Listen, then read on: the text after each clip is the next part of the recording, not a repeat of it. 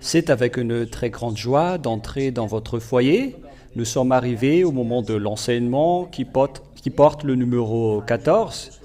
Je suis ravi d'entrer dans votre foyer, l'ambassadeur de Yahushua, pour aujourd'hui. Nous sommes à l'enseignement numéro 14 et tout de suite nous allons remercier le Père Yava grâce à la parole que nous allons écouter ensemble, car nous allons voir le sujet de l'Ésaïe 66, versets 16-17, ainsi que les versets 22 et 24. Est-ce que cela veut dire que les autres nations doivent observer les 10 commandements? La réponse est très claire, que c'est non.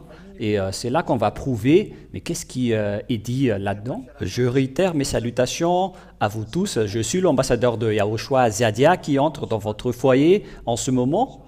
Et lors de ce moment-là, nous sommes à l'enseignement numéro 14. Et comme j'ai déjà dit tout à l'heure, nous allons parler du livre d'Ésaïe 66, versets 16-17, ainsi que Ésaïe 66, verset 22 jusqu'au verset 24. Est-ce que ces versets disent et confirment que les autres nations doivent observer les 10 commandements selon ce que certains enseignent déjà partout dans le monde?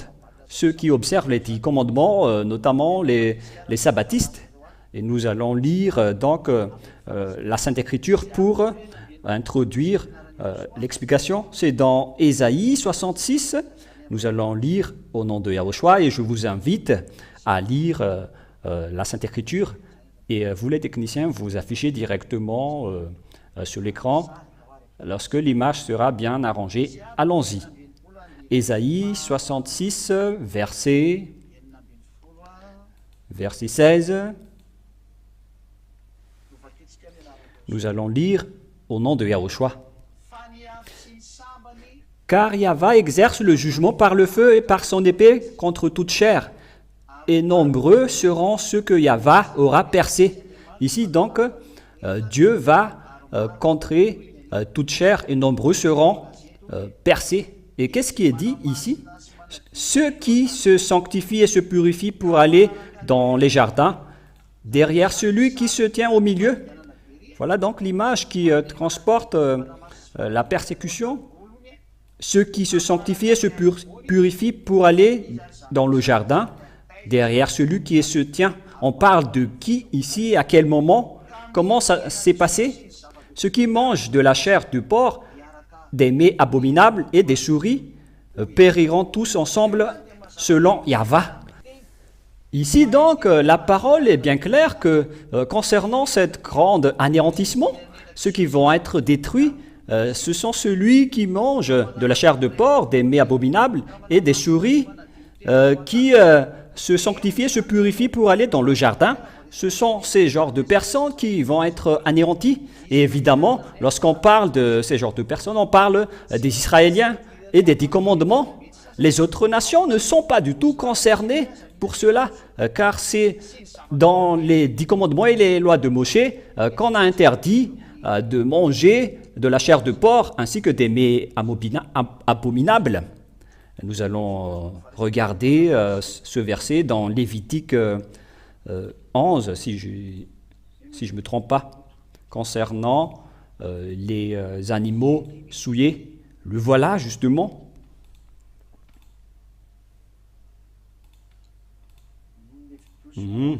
Lévitique 11, à partir du verset...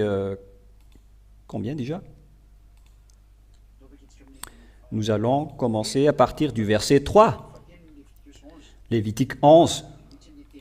Parce que c'est une longue parole que nous allons sélectionner en fonction. Lévitique 11.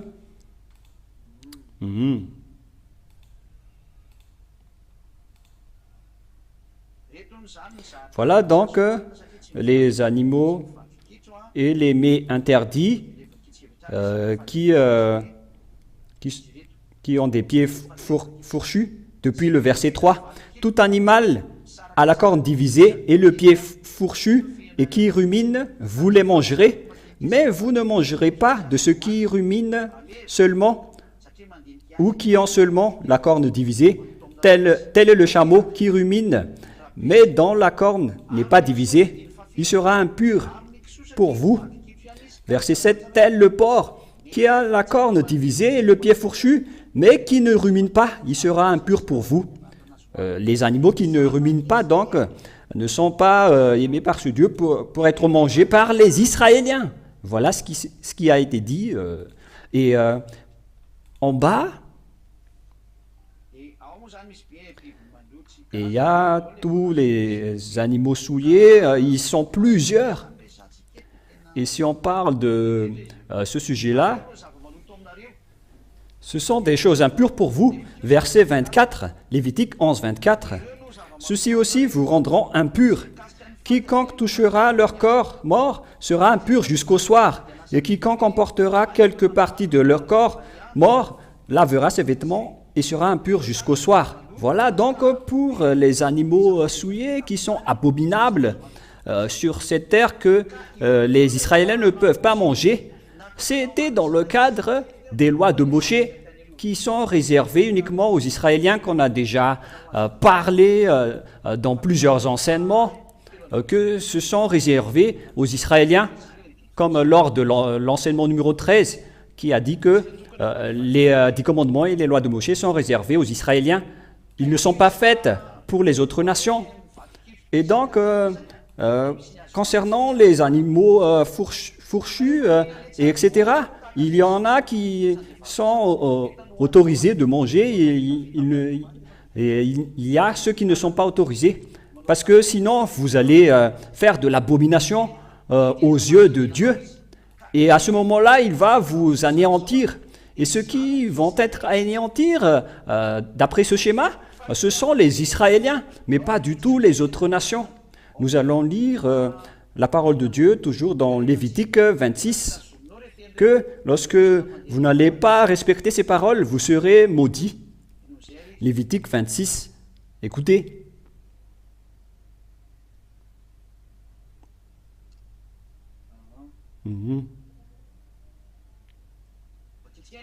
Nous allons lire à partir du verset 3, Lévitique 26, 3. Si vous suivez mes lois, si vous suivez mes commandements et les mettez en pratique, j'enverrai vos pluies en leur saison. Voilà donc la bénédiction.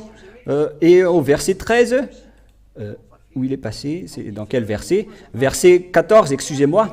Voilà donc la malédiction pour ceux qui ne respectent pas la parole du Père Yahva, selon ce qui est dit. Mais si vous ne m'écoutez pas et ne mettez pas en pratique tous ces commandements, si vous méprisez mes lois, et si votre âme a en dégoût mes ordonnances pour ne pas pratiquer tous mes commandements et pour violer mon alliance. Verset 16, j'enverrai sur vous la terreur, la consomption et la fièvre qui font languir les yeux et défaillir l'âme. Vous sèmerez en vain votre sémence et vos ennemis la mangeront. Waouh! Regardez ce grand danger. Vous pouvez lire ce Lévitique chapitre 26 à partir du verset 14 jusqu'à la fin. Dans le verset 24, à mon tour, je marcherai contre vous et je vous frapperai moi aussi 7 fois plus pour vos péchés. Je ferai venir contre vous l'épée vengeresse de mon alliance. Vous vous rassemblez de vos villes et j'enverrai la peste au milieu de vous. C'est un très grand danger jusqu'à la fin. C'est vraiment... Dieu va vous courir après le sabre, en guise de vengeance de votre trahison de mon alliance. Et nous allons relire Ésaïe 26. Nous allons lire Ésaïe 26 et Ésaïe 66 à partir de 16, 17. Voilà la parole. Puisqu'ils ont trahi les commandements de Dieu à l'époque-là, car Yahva exerce le jugement par le feu, par son épée. Et la chair qu'on parle ici, ce sont les autres nations ainsi que les Israéliens qui sont avec les 10 commandements. Ce sont donc les autres nations qui étaient déjà avec les Israéliens, car il y a toute une sorte de chair d'autres personnes. Ce sont d'eux qu'on parle dans Ésaïe 56, versets 6 et 7, jusqu'au verset 8, je ne m'en souviens pas trop. Hein? Le verset 6 et 7. Et là, par le feu et son épée, Yahva va vous contrer toute chair. Toutes les chairs avec les Israéliens ont été punies, et nombreux seront ceux que Yahva aura percés. Donc, ceux qui ont été concernés sur ce sujet, ce sont pour les Israéliens, ainsi que les autres nations qui ont respecté les 10 commandements à l'époque des Israéliens. Les Français, les Anglais, les Tanzaniens, les Sénégalais, les Brésiliens, je ne sais plus, ne sont pas du tout concernés. Ils ne sont pas concernés. Et allons-y. Ceux qui se sanctifient et purifient pour aller dans le jardin, derrière celui qui se tient au milieu. Mais on parle de qui ici également? Et nous allons le prouver dans le livre d'Ézéchiel que on parle toujours des Israéliens. C'est dans Ézéchiel chapitre 9, à partir du verset, ce qu'on va sélectionner. Peut-être à partir du verset 7.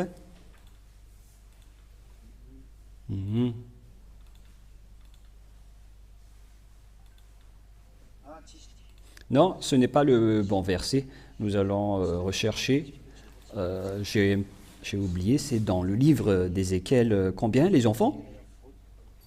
Qui parle du sujet du milieu. Chapitre 8.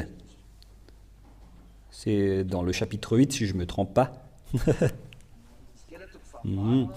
Ézéchiel, chapitre 8, à partir du verset 12, parce que l'autre n'était pas bon. C'est Ézéchiel 8.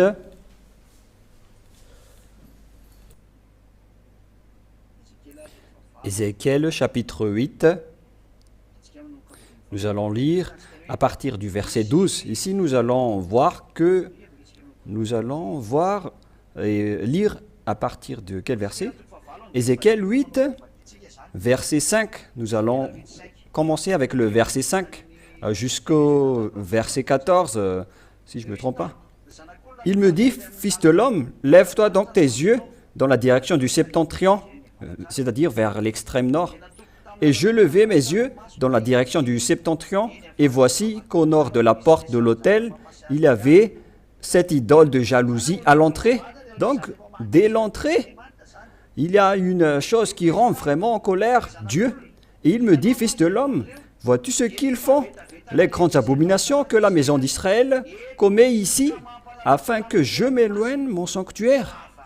C'est vraiment un grand danger que les Israéliens ont fait entrer dans la maison d'Israël pour que Dieu ne veut plus entrer dans son temple saint. C'est vraiment une chose qui rend vraiment en colère les choses que les Israéliens ont fait. Même le Père Yahva ne veut plus entrer dans son sanctuaire en Israël. Et c'est une très grande abomination qu'on vient de parler dans le livre d'Ésaïe, que les Israéliens sont des abominables.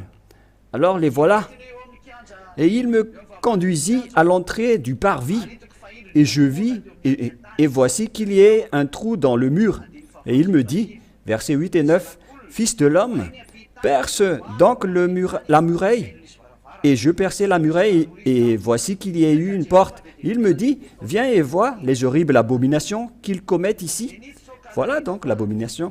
Et je vins, et je vis, et voici qu'il y ait toutes sortes de figures de reptiles et d'animaux immondes, et toutes les horreurs de la maison d'Israël. Ça a été dit dans Lévitique, combien déjà? Lévitique 11, que nous venons de lire.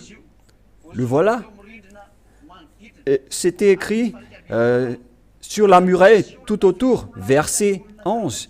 Et 70 hommes d'entre les anciens de la maison d'Israël, parmi lesquels était Jézonia, le fils de Saphan, se tenait debout devant elle, et chacun avait à la main son encensoir, d'où s'élevait le parfum du nuage d'encens, et Waouh!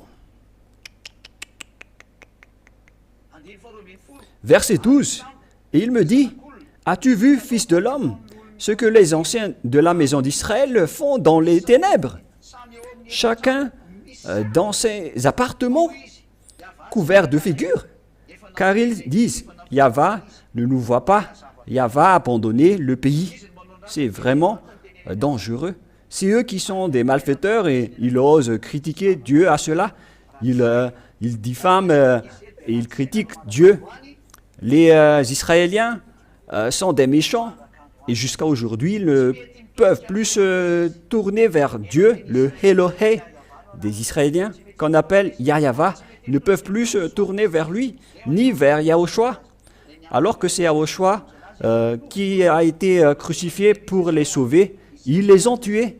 Nous allons encore voir ça pour les Israéliens. Pourquoi vous dites que le Sauveur n'est pas encore arrivé?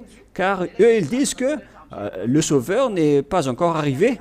Donc, ils ont continué ce qu'ils ont fait auparavant. Zadia est arrivé pour prouver que le Sauveur que vous attendez est déjà arrivé. C'était déjà dit avec Élie ou Élia, mais c'est vous qui n'avez pas écouté. Mais c'était triste. Mais nous allons voir la parole de Dieu concernant cette vérité. Il y a donc celui qui est au milieu. Verset 11. Et 70 hommes d'entre les anciens de la maison d'Israël, parmi lesquels était Jézonia, le fils de Saphan, se tenaient debout devant elle, et chacun avait la main de son encensoir, d'où s'élevait le parfum d'un nuage d'encens. Ça a été évoqué vers le diable. Ils ont fait de l'idolâtrie. C'est ce qu'on a vu dans Ésaïe 66, verset 17, que il y a celui du milieu, parmi lesquels était Jézonia, le fils de Saphan, se tenait debout devant elle.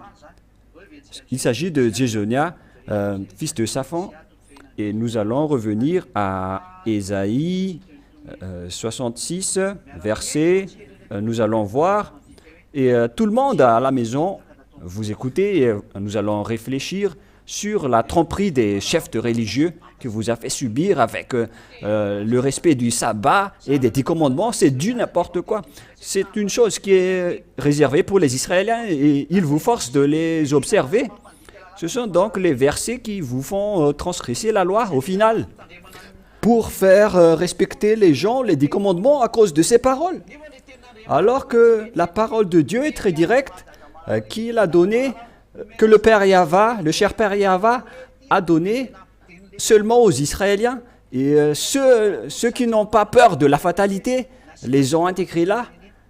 Ils n'ont pas peur de la fatalité. Ils n'ont pas peur même pas de Dieu, ceux qui ont fait ça. Celui qui se purifie pour aller dans les jardins, derrière celui qui se tient au milieu, c'est en fait Jazania, qui a mangé les mets abominables et les souris qu'on a vus dans Ézéchiel 8 tout à l'heure. Ce sont eux qu'on va anéantir, tous les Israéliens qui ont fait de l'idolâtrie. On va les anéantir. Ils sont vraiment des chairs, ils ne sont pas des animaux, ce sont des chairs qu'on va anéantir qui que ce soit. Et en premier, dans cette folie, c'est Jazania, le fils de Saphan, qui était le sacrificateur à l'époque. Et nous avons vu clairement que ce qu'on parle dans Ésaïe 6, 16 à 17, ce sont les Israéliens, mais pas du tout les autres nations. Je vous l'ai prouvé là.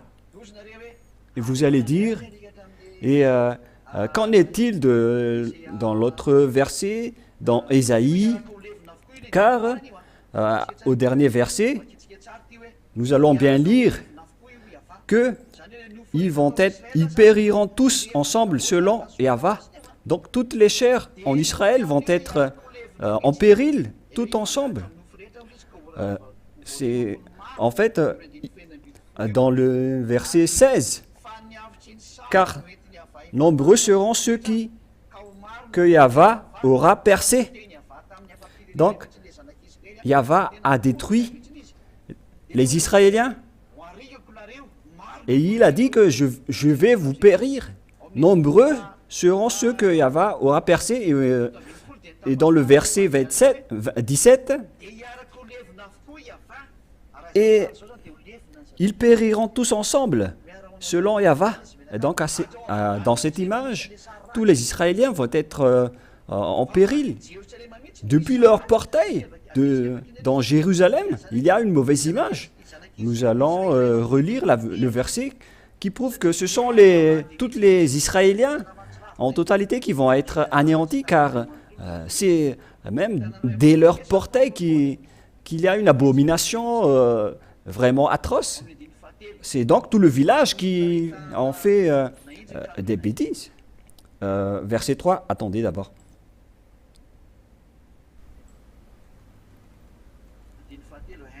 Verset 3. Hein? Et il entendit une forme de main, et il me saisit par mes boucles de mes cheveux, et l'esprit m'enleva entre la terre et le ciel, et il l'emmena au Jérusalem en des visions divines à l'entrée de la porte intérieure qui regarde au septentrion. Donc on a fait voir à Jérusalem ce qui se passe au Jérusalem depuis le portail qui regarde au septentrion, où était placée l'idole de la jalousie, qui provoque la jalousie. Et voici que là était la gloire de Dieu d'Israël, selon l'aspect que j'avais vu dans la plaine. Il me dit, fils de l'homme, lève-toi donc tes yeux dans la direction du septentrion. Et je levai mes yeux dans la direction du septentrion, et voici qu'au nord de la porte de l'autel, il y avait cette idole de la jalousie à l'entrée.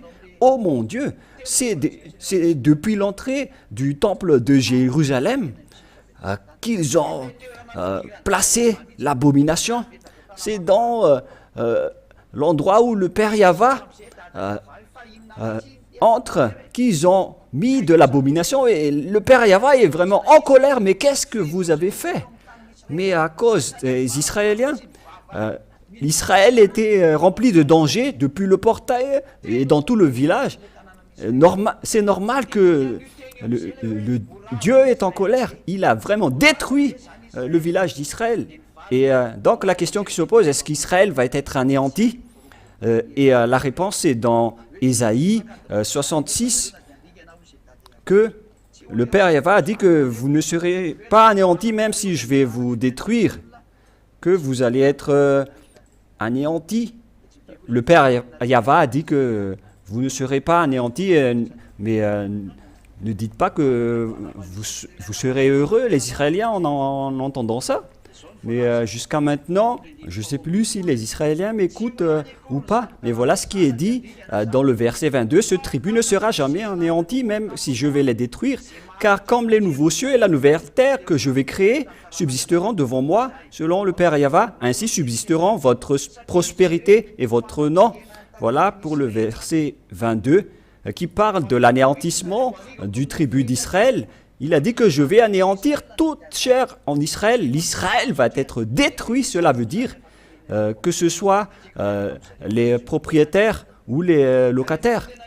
Car quand Dieu va anéantir toutes les chairs en Israël, et il a dit, même si je vais appliquer cet anéantissement de toutes les chairs, il a précisé dans le verset 22, car comme les nouveaux cieux et la nouvelle terre que je vais créer subsisteront devant moi selon Yahweh, ainsi subsisteront votre prospérité et votre nom.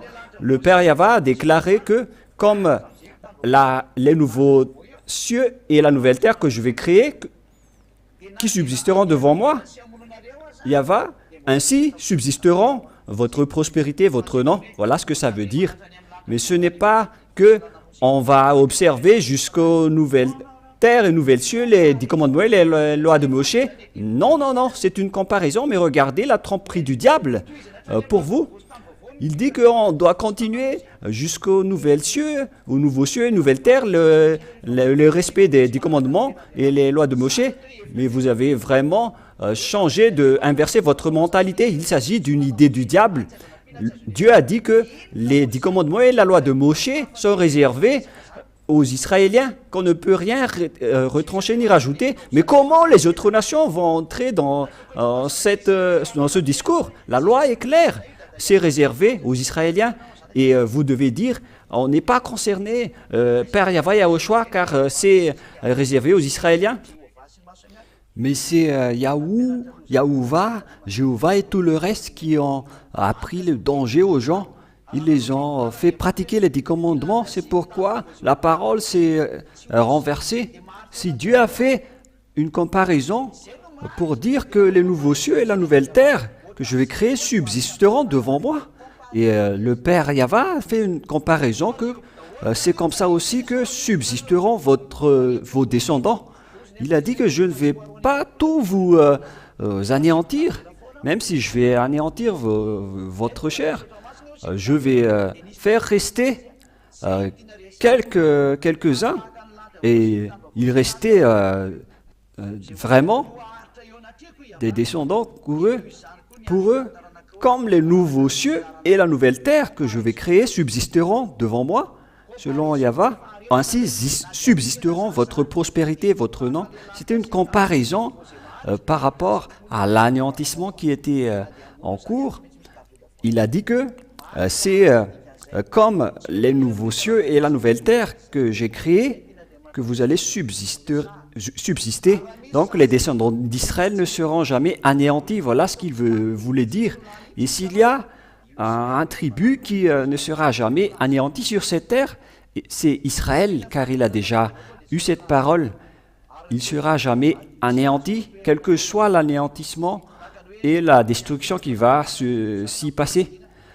Comme l'Afrique également, qu'on a déjà appris ici, selon la prophétie, l'Afrique est montée avec la montée de Barack Obama, l'ancien président américain, et vous allez encore voir une grande montée de l'Afrique lorsque l'Afrique du Sud va monter prochainement. Et vous allez vous souvenir de la parole de l'ambassadeur de Yahushua, Ziadia, et quand Ziadia dit que il faut que vous notez que l'Afrique va monter et tout le monde entier va avoir peur de lui, sauf les Russes. Souvenez-vous bien de mes paroles lorsque ce moment-là va arriver concernant la montée des Africains.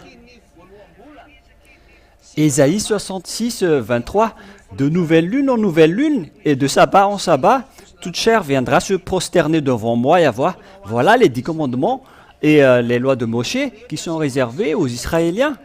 Et donc toute chair en Israël vont se prosterner devant Yahva à ce moment-là.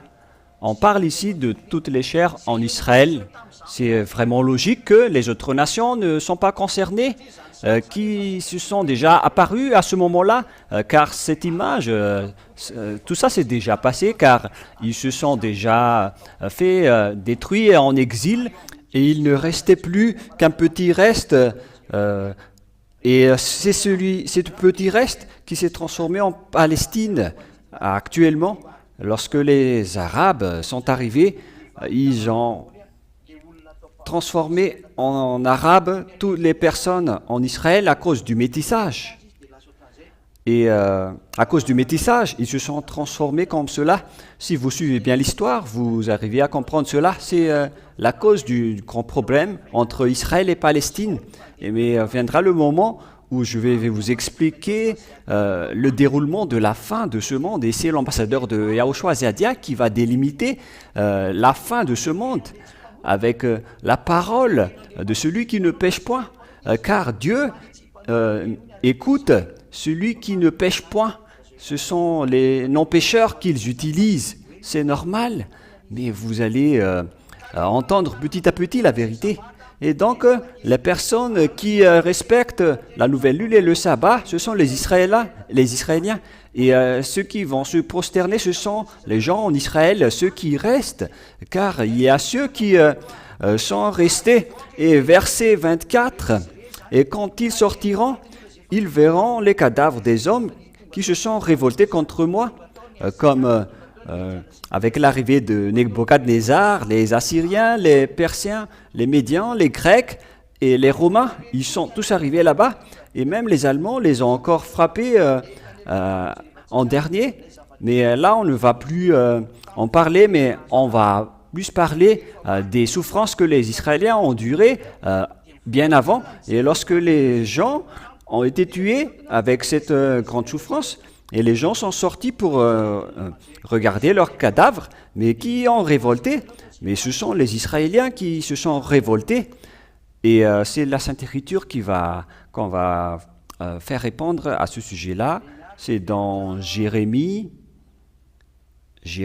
chapitre 4. Il est passé où, ce verset, qui parle des Israéliens qui ont fait des révoltes?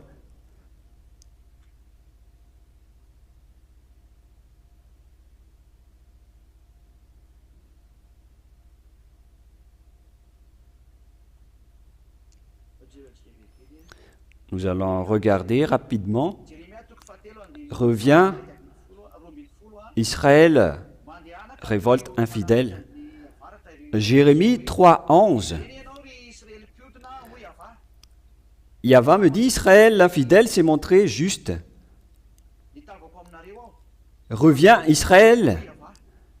Selon Yahva, je ne veux pas vous montrer un visage sévère, car je suis miséricordieux.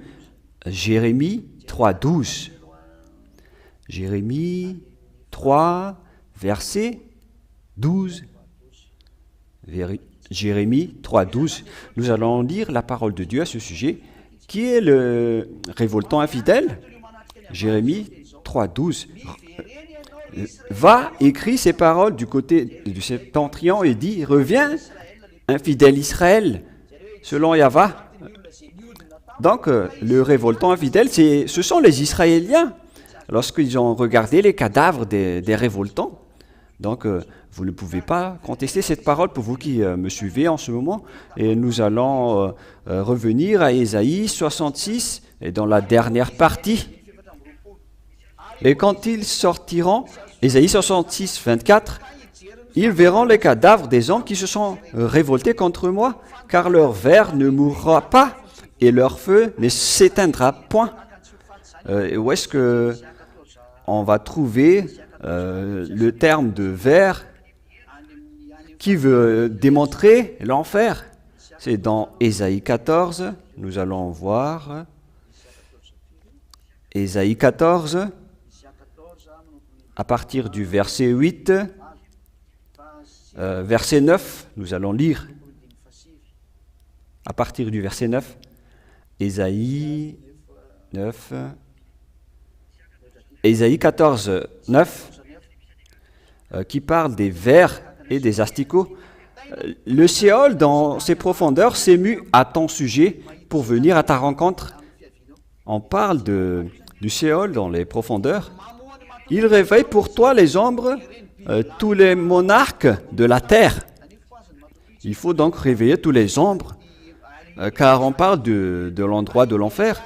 Il fait lever tous leurs trônes, tous les rois des nations. Verset 10. Attendez. Voilà vraiment. On fait voir ici que ils font trébucher tous les rois des nations. Écoutez, pour vous les malfaiteurs, voilà la finalité de votre vie. C'est un dangereux. Tous, ils prennent la parole pour te dire, toi aussi tu es déchu comme nous, et te voilà semblable à nous. Verset 11. Ton faste est descendu au Sheol avec le son de tes harpes. Sur toi sont répandus des vers et la vermine est ta couverture. C'est dangereux. Ça parle du sujet de l'enfer. Nous allons également regarder cette parole de Dieu. Nous allons lire la parole de Dieu dans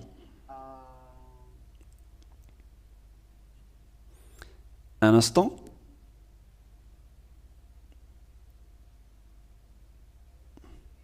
Dans le livre de... qui déjà? Dans le livre de Marc 9. Marc 9, verset 46. Marc 9, 46. Rajoutez là où leur ver ne meurt point, et là où le feu ne s'éteint point. Mais on parle de l'enfer, les enfants, vous qui m'écoutez. Et on va lire également le verset 48, Marc 9, 27. Là où le ver ne meurt point et où le feu ne s'éteint point. La parole revient ici, donc réfléchissez chacun, car sinon vous irez en enfer, vous les malfaiteurs, envers ce vrai Dieu. Et donc ça c'est déjà passé, mais aujourd'hui, le fait d'aller en enfer, nous allons lire à partir du verset 47. On parle de l'endroit de l'enfer, Marc 9, 47, nous allons lire.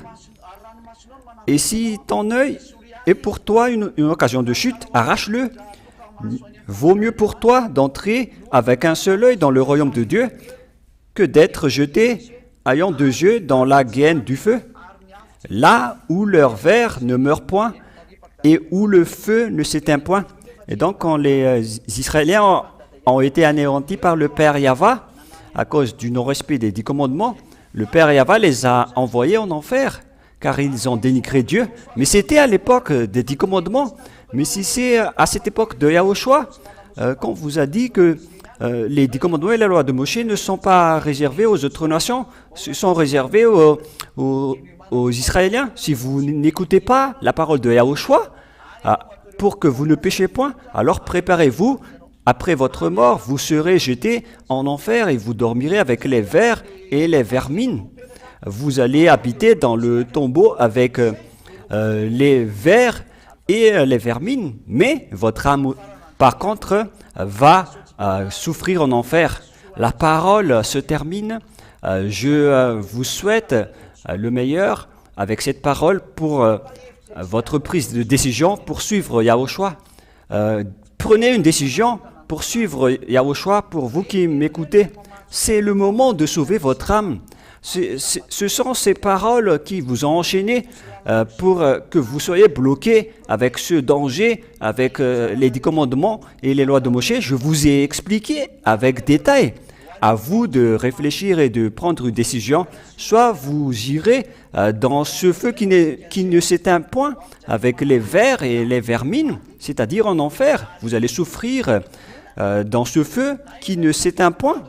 Soit vous choisissez d'aller là-bas si vous restez dans les 10 commandements que vous aimez tant, car vous devenez un transgresseur de la loi. Car on vous a déjà appris que les 10 commandements et les lois de Moshe ne sont pas faits pour les autres nations, mais pour les autres nations, ce sont les lois de Yahushua qui sont faites pour eux. Dans le cadre de la nouvelle alliance, on vous a donné la nouvelle alliance, alors suivez-la. Il y a des lois et des commandements là-dedans. Et par exemple, la loi stipule qu'il faut quitter les 10 commandements parce que ce ne sont pas réservés pour vous. C'est bien clair cette parole. Si la Sainte Écriture vous l'interdit, alors ne cherchez pas de moyens pour vous accrocher parce que c'est vraiment un grand danger que vous faites. Vous provoquez la guerre à ce vrai Dieu qui vous a déjà interdit. Vous êtes en train de provoquer la guerre avec lui. Ne faites plus cela car c'est de la folie. La parole se termine. Je vous souhaite être béni par Yahushua. Et avant de prier, la sagesse, c'est qu'il faut que vous preniez la décision et venez pour être baptisé maintenant.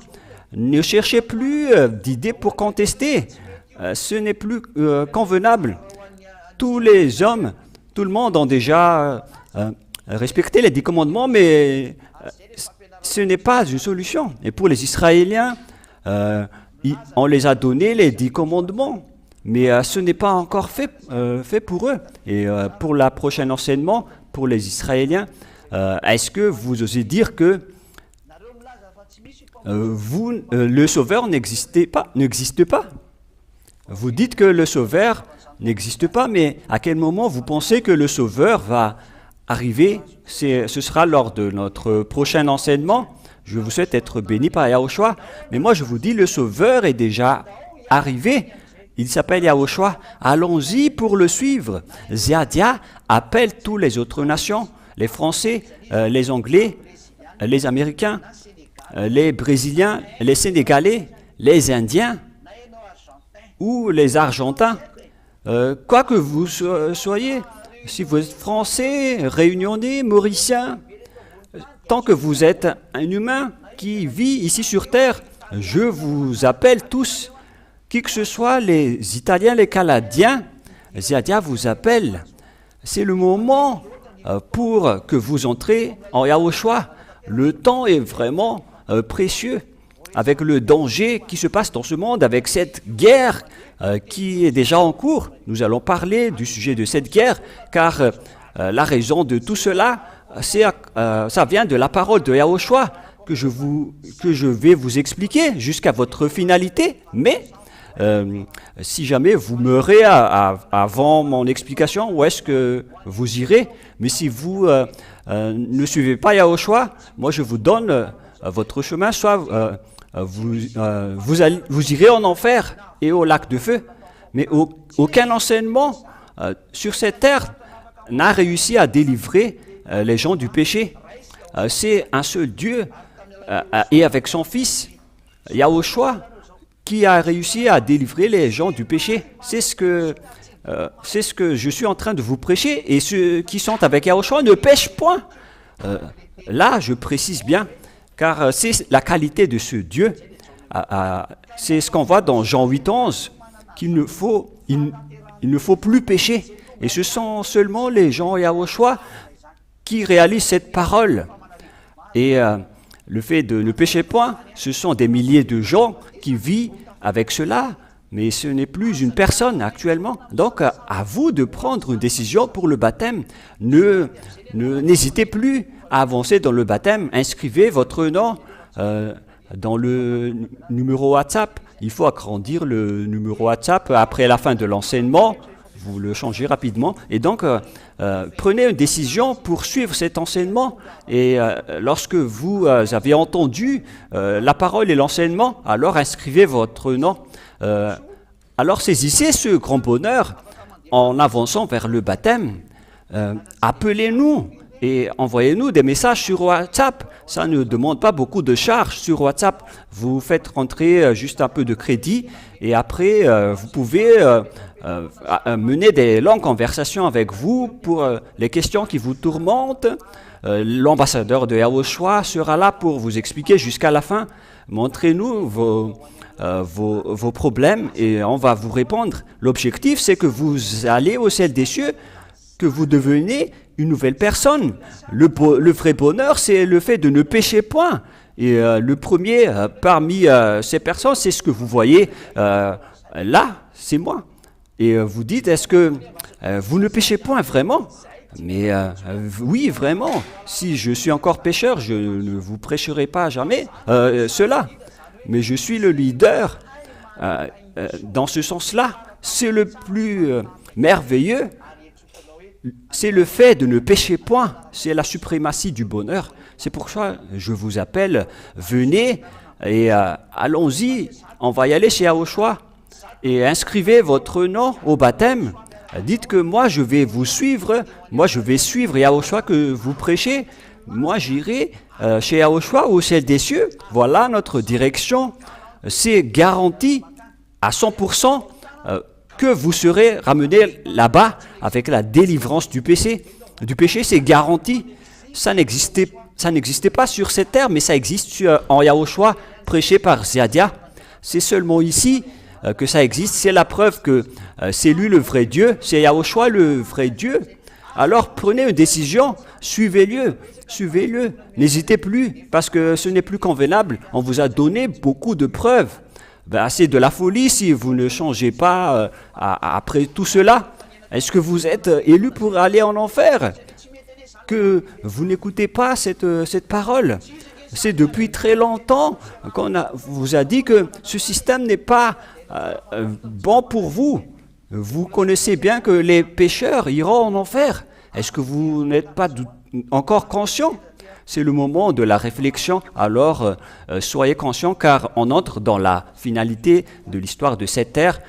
Donc l'ambassadeur de Yahushua à Ziadia vous souhaite le meilleur pour que vous soyez bien arrivés en Yahushua, surtout vous qui êtes à l'international, vous qui écoutez les enseignements dans le panier YouTube Yahushua TV. C'est le panier pour que vous visionnez les enseignements, suivez les enseignements, regardez les enseignements. Et après avoir vu cet enseignement, souvenez-vous que c'est l'enseignement qui rend les gens non pécheurs pour qu'ils ne pêchent point. Voilà Yahushua qui est le vrai Dieu, qui a vraiment été crucifié. Alors, choix à vous le choix de le suivre. Si vous le suivez, tant mieux.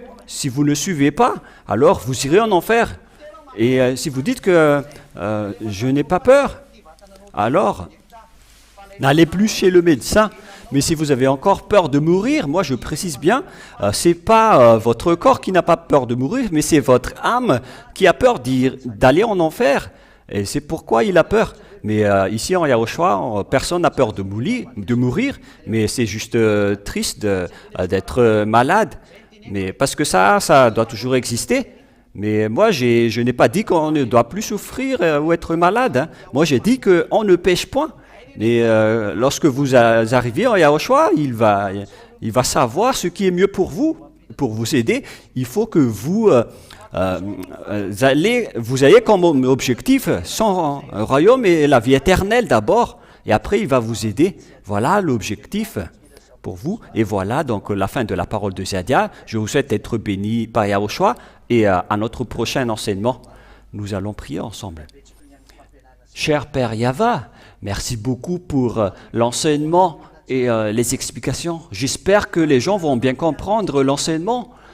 Tu m'as vraiment aidé pour que les gens comprennent cette parole qui est très directe et très propre, sans virage.